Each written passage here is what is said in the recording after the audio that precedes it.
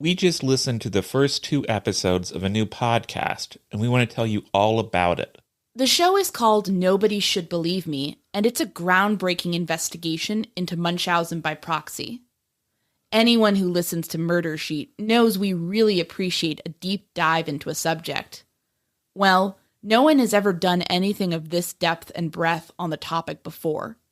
You will be enthralled by the stories it tells, but even more importantly, you will learn a great deal about how to keep kids in your community safe from harm. But what makes this show different is that the host of the podcast, novelist Andrea Dunlop, has a uniquely personal connection to this subject.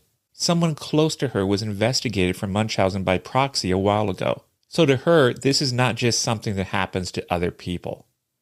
Her personal story really gives this show an emotional punch. It also means she really makes an effort to get at the humanity of all of the people involved, all the victims and survivors.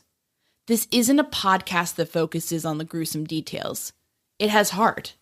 Andrea really uses her storytelling skills to help us get to know the wide variety of people whose lives have been affected by Munchausen by proxy. New episodes drop every Thursday. Listen and subscribe to Nobody Should Believe Me on Apple Podcasts or wherever you listen to podcasts. Content warning. This episode contains discussion of murder, suicide, racism, and racist violence. Sheriff Christian Kratz could see a massacre looming. All he had to do was glance out the windows of the county jailhouse in Evansville, Indiana. He could watch the mob of white men clamoring for revenge. Their screams echoed through the hot summer air. Out there, too, were Evansville Mayor Charles Covert and Police Chief Fred Huckey. They were on the streets, trying their best to maintain order. But nothing was working. Sheriff Kratz knew that they didn't have much time left. He was a middle-aged man with a face dominated by a large walrus mustache and slightly mismatched eyes. As the county sheriff, he was responsible for the county jail that was now the center of this firestorm.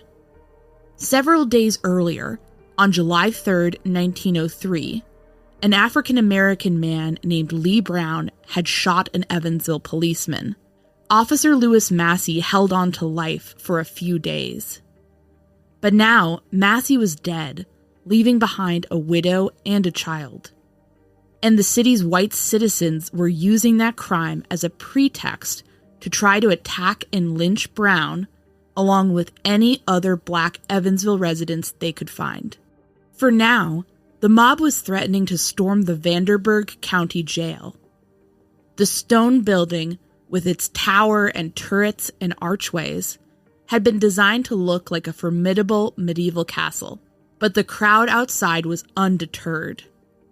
They demanded that Sheriff Kratz, Mayor Covert, and Chief Huckey hand over Brown, and the 16 or so other African-American inmates held within the jail for unrelated crimes. The city leaders weren't going to do that, though. Winfield Taylor Durbin, then the governor of Indiana, had run on a reform platform, introducing laws allowing the governor to boot sheriffs who didn't call upon the state militia for help in protecting prisoners from a lynch mob. So as long as Brown was in danger, Kratz's job was on the line. So the sheriff came up with a plan, likely plotted alongside Mayor Covert and Chief Huckey. Across the road from the jail sat the Vanderburgh County Courthouse, a beautiful German Beaux Arts structure, boasting a bell tower and decorative sculptures. That had been built in 1890, while the jail and the sheriff's residence was built the following year. What many of the rioters may not have realized, and what the city leaders certainly knew, was that the jail and the courthouse shared a secret. They were connected by an underground tunnel. So the sheriff's men hustled Brown, who had been badly injured in the shootout, out of his cell, down through the dim tunnel. They made it out into the courthouse. Then somehow, they got Brown from the courthouse to a railroad station about 6 blocks away. They climbed on a train and headed north to the city of Vincennes. When the crowd of rioters broke into the jail using a telephone pole as a battering ram, they found that Brown was gone. The wounded prisoner was safe from the lynch mob for the time being. But in the coming days of blood and chaos, many others would lose their lives. White rioters would attack African Americans and destroy their property. The state militia was called in, resulting in a spate of deaths. By the end of the race riot, the city resembled a war zone. About a dozen people were dead, and a portion of the city's black population had fled their homes forever. My name is Anya Kane. And I'm Kevin Greenlee. And this is The Murder Sheet, a weekly true crime podcast. Anya and I connected over the Burger Chef murders, a 1978 unsolved case involving the killings of 4 young restaurant employees. Now we're looking to track restaurant homicides. To help us understand the patterns of these crimes, we created a spreadsheet of nearly 1,000 eatery-related killings, the Murder Sheet. We'll be drawing on that data throughout Season 1 to give you a deep dive into undercovered crimes. We're the Murder Sheet, and this is In the Hands of a Mob, the Evansville Race Riot.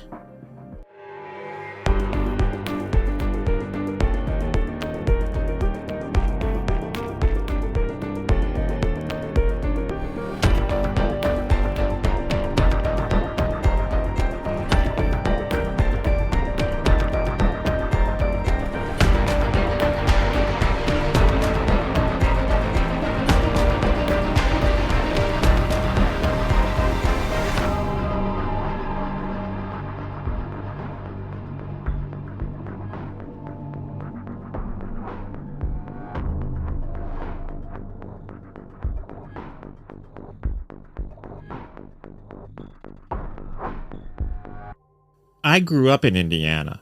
There's a lot they don't tell you about the Hoosier State in school textbooks. There's a tendency to downplay our state's grim history of racist violence against African Americans, along with the trend of widespread vigilantism.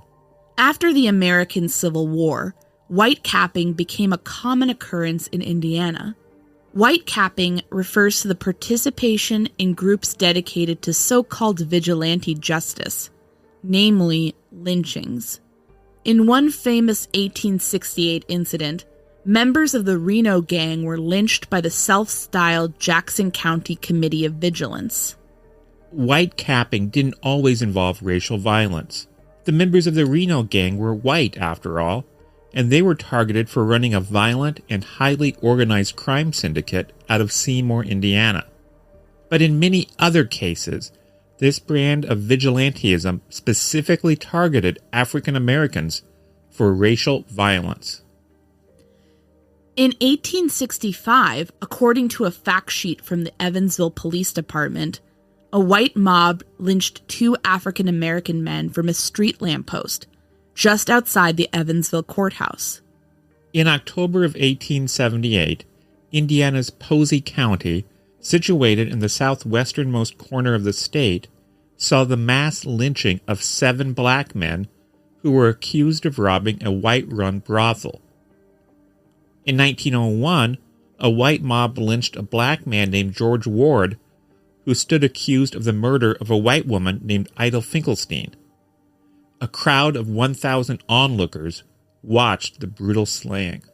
In Indianapolis, white teenagers instigated the Garfield Park riot of 1919 after declaring that they were being followed by African Americans. They launched into an attack, beating black passers-by with bricks and clubs. The Ku Klux Klan became a powerful force in statewide politics in the 1920s. That only unraveled after KKK leader D.C. Stevenson abducted, raped, and tortured Madge Oberholzer, a young white woman who was an Indiana state education official. While Stevenson held her prisoner, Oberholzer managed to swallow 3 mercuric chloride tablets to escape the ongoing rapes and attacks. She subsequently died after identifying her attacker. Stevenson was convicted of her murder, and the scandal weakened the KKK's grip on the state. Still, more incidents followed. In 1930, a white mob brutally lynched two African-American men named Thomas Shipp and Abram Smith.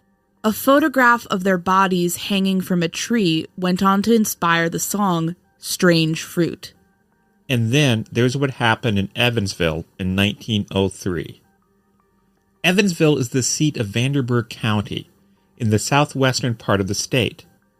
Today, it's Indiana's third largest city, behind Indianapolis and Fort Wayne.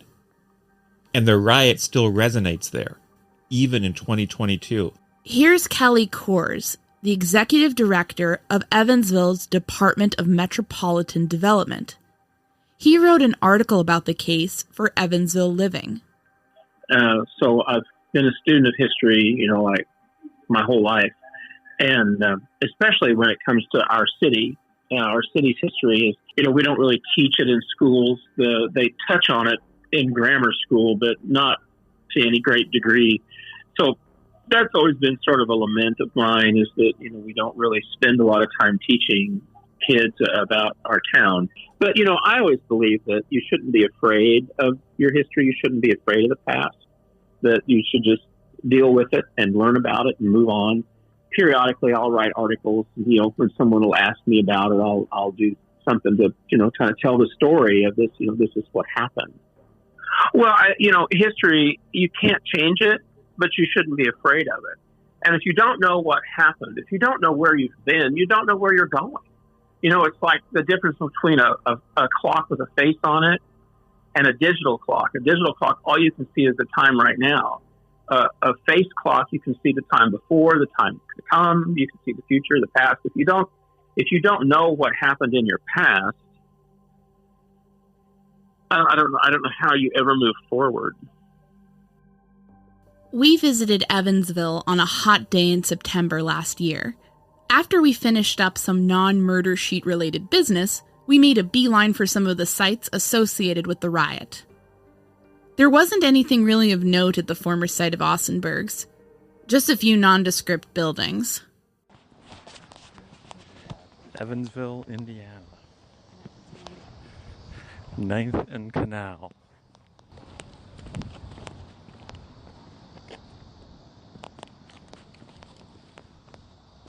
That was over on what's now Mulberry and 10th, what was then 9th and Canal.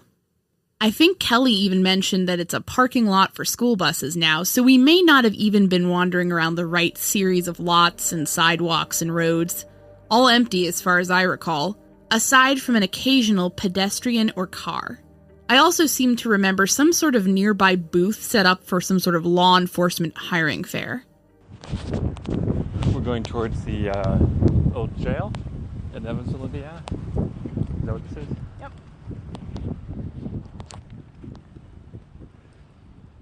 Next, we headed over to the jail and the courthouse. These are still magnificent, beautiful structures. The castle-like jail is now a lawyer's office, and they still maintain the structure as it was back in the day, at least from the outside.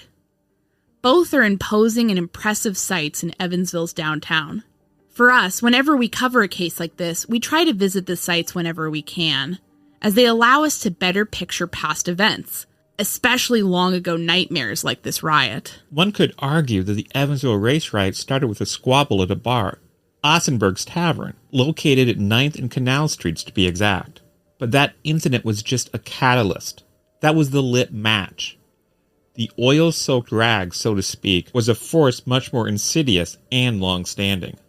In his 1998 dissertation, An Undergrowth of Folly, Public Order, Race Anxiety, and the 1903 Evansville, Indiana riot, Brian Butler wrote that Evansville's African-American population swelled after the Civil War.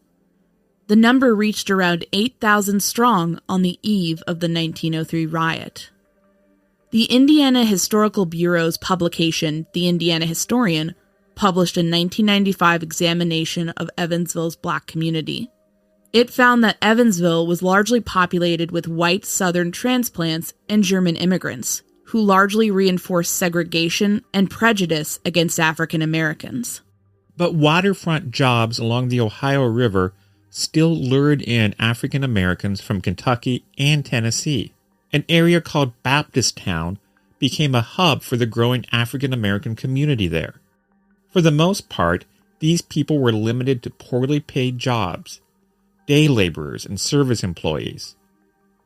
But still, a black middle class began to grow. Members of the community established churches and schools. Evansville even appointed its first black police officer, a man named Robert Nichols, in 1874. In 1883, an African-American officer named F. Doe Martin joined the three-person commission assigned to running the police department. The Indiana Historian cited a June 1903 article from George Stewart, the editor of the Indianapolis Recorder, a great local African-American publication that still exists today. Stewart wrote with approval about Evansville's black community, with its 5 schools, newspaper, and 5 doctors. A month later, hundreds, if not thousands of members of that same community were forced to flee for their lives. You see, many white power brokers within the city had an issue with the presence of the black community. Both the local Republican and Democratic interests exploited stereotypes of African Americans as disordered and in league with Evansville's underbelly of vice. This decision to stoke racial hatred for political gain ultimately resulted in the events of 1903. The catalyst was the incident at Ossenberg's Tavern. The day before the 4th of July, in 1903, a man named Lee Brown, also called Robert Lee in some sources, got into a fight with another man named Tom Berry, an employee at the bar. Both men were African American. Brown was very likely drunk. It was late in the afternoon, and Brown apparently grabbed a beer and tried to leave the establishment. Berry followed him to remind him to pay for his drink. In the heat of the ensuing argument, Brown declared that he'd kill Berry. In order to do so, he rushed out into the summer day. He retrieved a gun from his residence and began hurrying back to Berry to finish things. But he was intercepted on his return. You see, Lewis Nelson Massey had been made aware of Brown's threat and followed him. Massey was a policeman on the Evansville force. Contemporary reports describe him as a popular, well-seasoned cop. That afternoon, Massey decided to arrest Brown. On the Officer Down memorial page, a photo of Lewis Nelson Massey shows a man with a bald head and a thick, sandy mustache. In the picture, he wears the uniform of the time, a long policeman's tunic with 2 rows of brass buttons, a large star badge, and a helmet that resembles the custodian helmet traditionally worn by English police officers. According to a paper from the Evansville Police Department, Massey walked a solo day shift beat. He had worked at the department for 18 years. Here's Kelly. The next day in the morning, Massey died, and the word got out that he was the first police officer to be killed in the line of duty in Evansville. Massey was very popular. You know, everything was political in Evansville, and kind of still is. I think there were people who had been grooming him to be chief of police at some point. I think he was fairly young. He might have been in his 30s. He was just really highly thought of. That's another thing that inflamed the crowd, is that he was a very popular cop in Evansville at the time. You know, the police force wasn't that big. It wasn't that huge. So one police officer could be known for good deeds and by a large number of people. There just weren't that many of them. I think it maybe had 50 officers in 1903, maybe that many. Him being so popular and so highly thought of and all that, I think that probably had something to do. But there'd been racial trouble here forever when the black population here grew, and I don't think the white population here was either ready for it or happy about it. You know, white Evansville struggled to contain and keep blacks segregated, ghettoized. Accounts differ somewhat as to what exactly happened in the clash between Massey and Brown. Some reported that Brown saw Massey following him and shot him then and there. Others reported that Massey hid in a doorway and tried to lay hands on Brown as he walked back to Ossenberg's. Either way, the end result is the same all around. Brown shot Massey, but Massey wasn't dead yet. The wounded policeman fired back, hitting Brown. Massey would not survive long. He'd been shot in the abdomen, and the bullet was stuck in his spine. He was rushed to Deaconess Hospital, where he died on July 4th, 1903. Brown also ended up at Deaconess, and then was transferred to the county jail. The furor began to boil in Evansville right away. The Evansville Courier ran with the story, peppering it with an inflaming headline which very much tied Brown's actions with his race. A white mob descended on Baptisttown. Evansville's white civilians also began looting hardware stores, stealing guns and ammunition. They spread rumors that an attack from their black neighbors was imminent, even as they assaulted black citizens and destroyed black-owned properties. The rage culminated in the mob's attack on the jailhouse that we described at the top of our episode. The city leaders, Sheriff Kratz, Chief Huckey, and Mayor Covert, tried to announce that Brown was long gone, but the mob didn't care. They kept coming back. They still wanted to storm the jail. Here's Kelly. So in 4th Street, in between the courthouse and the jail, there were thousands of people demanding the sheriff bring this guy out. They were going to lynch him. It was a lynch mob. It got bigger and bigger as the day went on. The night came, it got bigger.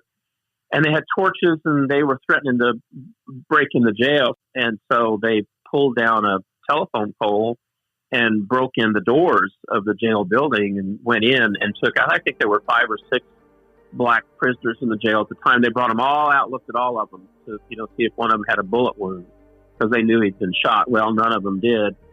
So the mayor came out. He told them, he said, we've taken this guy out of town. He's gone.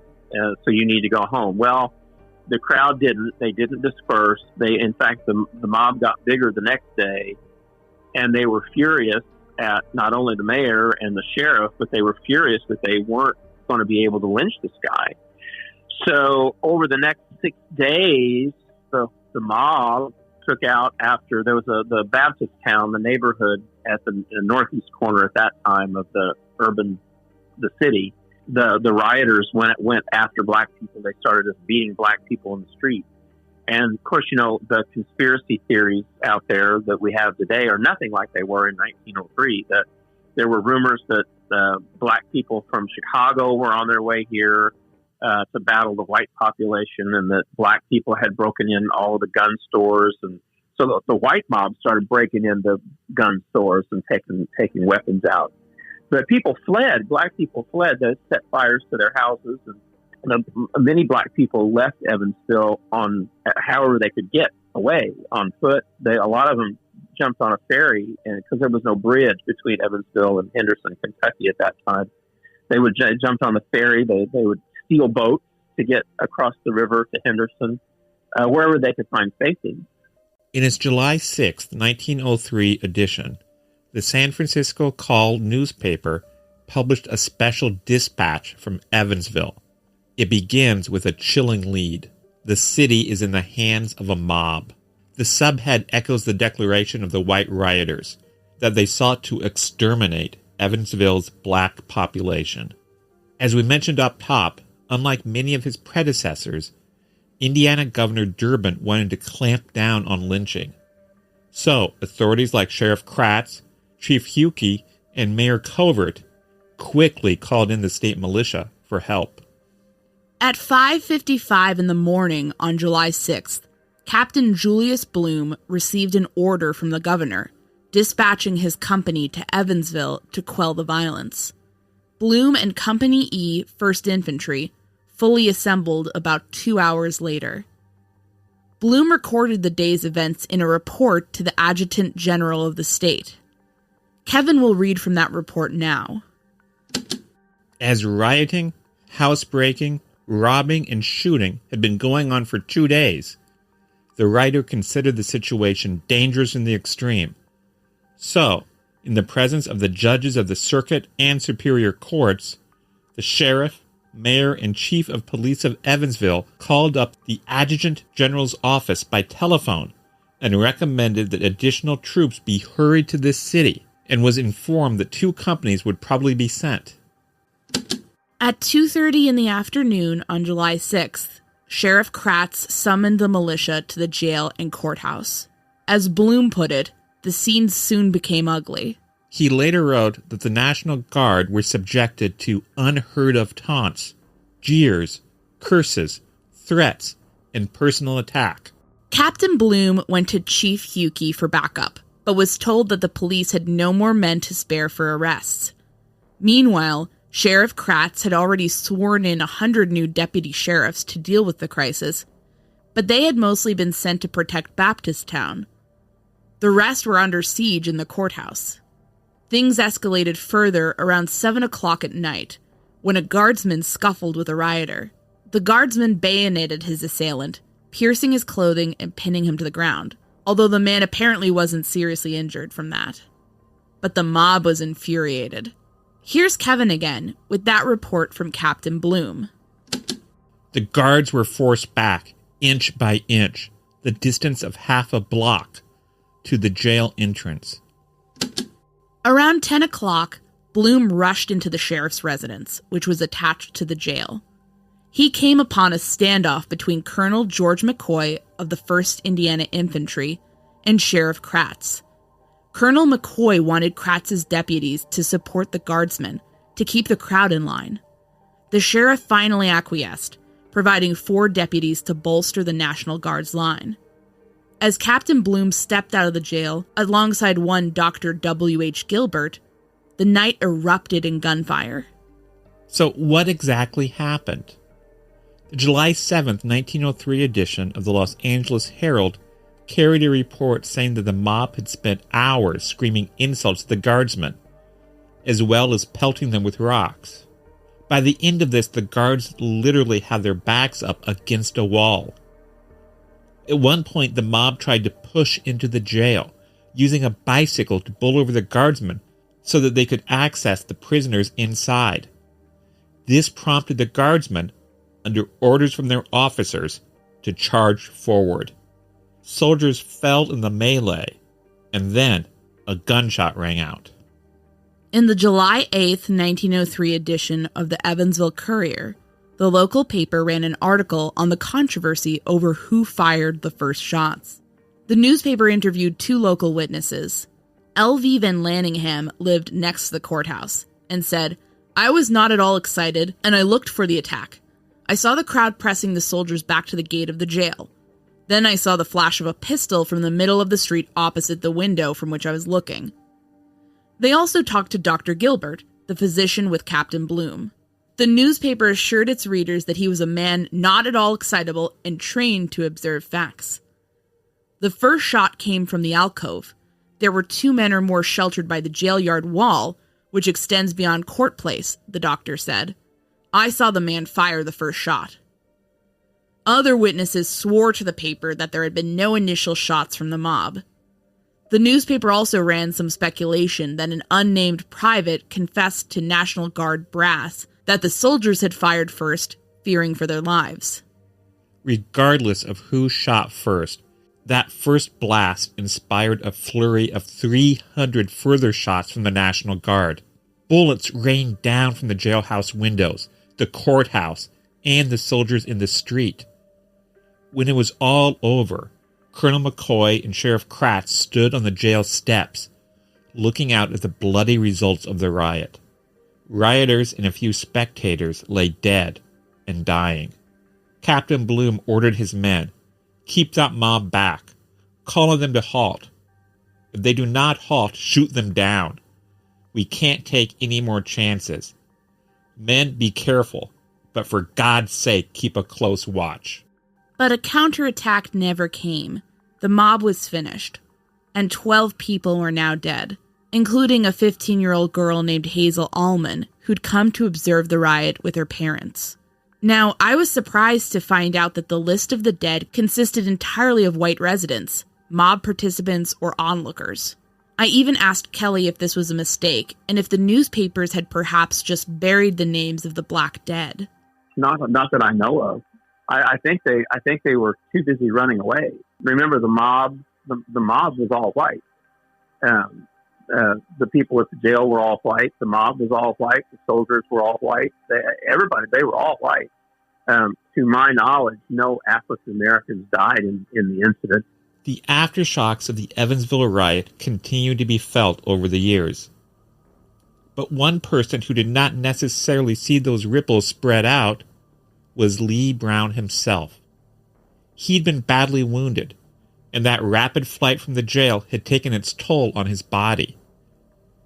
On July 9, 1903, the Evansville Courier reported that Governor Durbin ordered that Brown not be returned to the city for trial immediately, and that physicians were concerned about his chances for survival. He was dead before July was over. Here's Kelly. And his wife, the killer, the guy that killed the policeman, his wife lost her mind, apparently, and sat down on railroad tracks and let a train run over her. She was apparently had lost her mind. She'd gone insane after that because her husband had done what he did. So it was a real tragic story all the way around. I mean, from the guy to the sheriff to the police officer to the people that died from the militia. There was unfortunately some major political fallout over the riot. For one thing, Evansville's white citizens did not forgive the National Guard for intervening on behalf of the local African American community. The feeling against the members of the local company is intense, Captain Bloom wrote, noting several guardsmen were fired from their jobs at brewing companies, druggists, and grocers. It didn't seem to hurt the local leaders, though. Mayor Charles Covert served until 1906. Sheriff Kratz served out his term as well, although he was later accused in the local press of accepting bribes. A few months after the riot, Chief Huke was shot by one of his own detectives. But he survived. He later ran into some legal troubles and lots of drama in the police department, and finally became sheriff of the county in the 1920s. But those were all powerful men, protected by their positions. The aftermath of the riot was certainly much worse for any black people who remained in the city. The black population in 1900 was about 7,500. After 1903, when the 1910 census happened, it had dropped to about 6,200. People left and just didn't come back after that race riot. It was another census period before the black population started to grow again. People came back from Henderson that had fled, but there were probably a good percentage of the black population here left. They left as fast as they could. They packed up everything they had and went to wherever they had relatives. Some went back south, which was probably not good for them. They were just scared to death to be here because of what had happened. In fact, in some ways, the riot gave the Ku Klux Klan a foothold in Indiana. Here's Kelly. They took control of the Republican Party in Evansville, or in Indiana, and it was most unfortunate that occurred. But it was because of the makeup of Evansville and its past. In the 1903, when Hiram Evans was looking for a place to start a Klan outside of the Mason-Dixon line, he came to Evansville, and the 1903 race riot was one of the reasons that he came here, because it was so awful. It was unusual for a northern city to, at that moment anyway, to have that sort of event. You read about them being in the deep south, but you didn't read about those things in the north. The north was supposed to be more civilized, but there it was. According to Kelly, the culture of extreme segregation and discrimination did not dissipate in Evansville until the latter half of the 20th century. The city had a KKK-backed mayor, and a KKK-infiltrated Republican Party. In World War II, white factory employees disrupted the war effort because they would strike to avoid working alongside black workers on the line. In the 60s, that became less acceptable, although Kelly said that true equity still has a long way to go.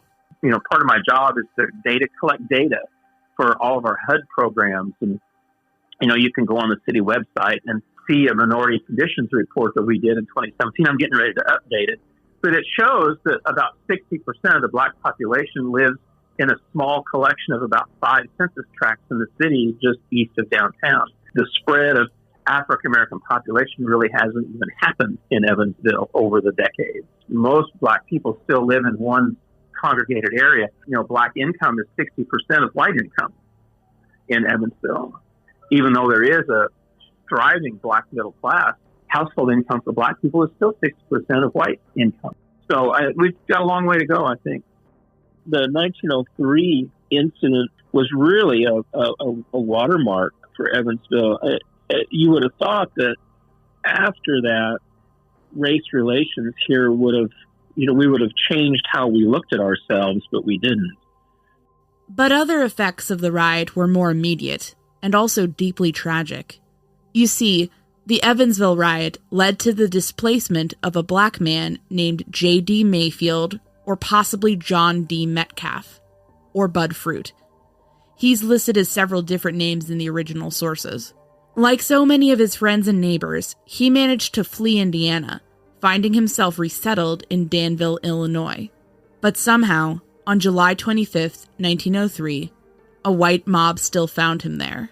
He'd hopped on a freight train. He had relatives in Illinois. And about 2 weeks later in Danville, Illinois, there was another race riot. There was a mob was trying to break into the jail. They were running through the streets of downtown Danville. And this guy had left Evansville. 2 weeks later, he's in a black tavern in Danville. He comes out to see what the commotion is going on. And there's a white mob coming down the street, and they attack him. And he has a gun with him, and he shot one of the guys that had grabbed him on the street. And when that happened, they killed him. The mob lynched him on a lamppost. And then as they were trying to invade the jail, they cut this guy down. I mean, these were brutal people. They cut this guy down from where they'd hung him and took his body and burned his body on the courthouse lawn. The newspaper accounts of the lynching of Mayfield are horrific. They cut his ears off, cut off pieces of his body, and sold them as souvenir. I mean, it was medieval. These people were just medieval. After what he just fled from, what must Mayfield have thought, stepping outside to see those angry white faces rushing toward him? It's horrifying to consider. Thanks very much to Kelly Kors for talking with us. We relied on Kelly's article for Evansville Living, as well as Brian Butler's dissertation, An Undergrowth of Folly, Public Order, Race Anxiety, and the 1903 Evansville, Indiana riot, along with We Don't Intend to Fall In Anymore at the End of the Parade from the Indiana Historian, the report of the Adjutant General of Indiana for 1903 to 1904, the Evansville Police Department's fact sheet, History of the Evansville Police Department, Race, Poverty, and Domestic Policy, a 2008 book from editor C. Michael Henry, reporting from the Indianapolis Journal, the San Francisco Call, the Los Angeles Herald, and the Evansville Courier, along with an article from the Courier Press. We'll link to our sources. To our surprise, we've gotten a number of requests from people saying they would like a way to help financially support our efforts with the show. So, if you are interested, we are relaunching a Patreon page, which you can find at www.patreon.com/murdersheet. Join us there for 2 live video question and answer sessions each month. You can ask us anything, suggest new cases for us to look at, or even offer ideas for new leads for us to follow. If Patreon is not your thing, you can buy us a coffee at www.buymeacoffee.com/murdersheet. Thanks for the interest. Thanks for listening to this episode of The Murder Sheet. As always, thanks to Kevin Tyler Greenlee, who composed the music for The Murder Sheet, and who you can find on the web at kevintg.com. To keep up with the latest on The Murder Sheet, please make sure to follow us on Instagram and Twitter at Murder Sheet, and on Facebook at msheet podcast, or by searching Murder Sheet. If you enjoy listening to The Murder Sheet, please leave us a 5-star review to help us gain more exposure. And send tips, suggestions, and feedback to murdersheet@gmail.com. Thanks so much for listening.